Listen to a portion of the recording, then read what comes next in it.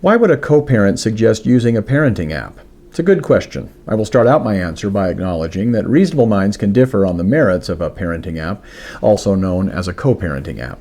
I will continue my answer by stating that while I can see some exceptional circumstances where a parenting app might be just the ticket, for most people, however, using a parenting app is an implicit admission of various forms and degrees of parental and personal dysfunction and a needless expense in light of the free options available.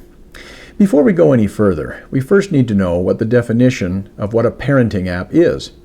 According to the makers of parenting apps, i.e. those who would tell a 79-year-old spinster she needs one if they thought she'd pay for one, they define them as follows: shared calendars, messaging, expense tracking, important document access. These apps can be set up to monitor communication between parents and/or between parents and children. They can also be set to keep courts, lawyers, or other professionals involved with the family apprised of what's going on with the kids and the parents. So, based on what the co-parenting app makers say, what's not to like about co-parenting apps, right? Well, right, in a sense. There's nothing wrong with improving communication and reducing conflict with your co-parent, after all. Nothing at all. But the problem lies in believing that an app can make much difference, at least for most people. As they used to say in the early days of computer programming, back when it was called computer programming, garbage in, garbage out. Even the best designed, best produced tool is only as good as the people who use it. A hammer won't make a skilled carpenter out of a smash and grab thief. The best fitness app can't run those miles and lift those weights for you. A co-parenting app can't transform a vindictive, difficult co-parent into a trustworthy and cooperative partner or teammate. Co-parenting app developers aren't selling a solution. They really can't. They're selling dreams. If they can get you to believe that using their app will make it easier for you to deal with a fiend, will tame a vicious beast, or will neutralize a sadist, of course you're going to buy it. Otherwise stated, bad co-parents aren't bad for lack of an app.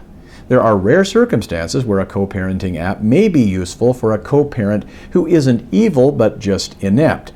For those kinds of parents, if they're willing to use or will remember to use the co-parenting app, co-parenting apps can be a useful way to help parents communicate better, coordinate and schedule the child custody and parent time exchanges and activities and appointments better, and keep track of expenses and reimbursements. But those kinds of parents don't need a dedicated parenting app either. They just need to be more on the ball. Even the best app is useless if a parent can't remember to use it or bother to learn to use it correctly. So in answer to the question, why would a co-parent suggest using a parenting app? Well, the answer is one of the following possibilities, in the following order of the most to least common. One example, the bad co-parent is making the other parent and/or children's lives miserable, and the hapless co-parent is desperately seeking a savior in the form of the parenting app. Or the parent who is proposing use of the co-parenting app is the bad co-parent and sees the co-parenting app as a potential new weapon to exploit against you. Or you're an out-to-lunch parent whose heart is in the right place but whose head is empty, and the co-parenting app is hoping that this might be the way to compensate for your weakness in communication and scheduling.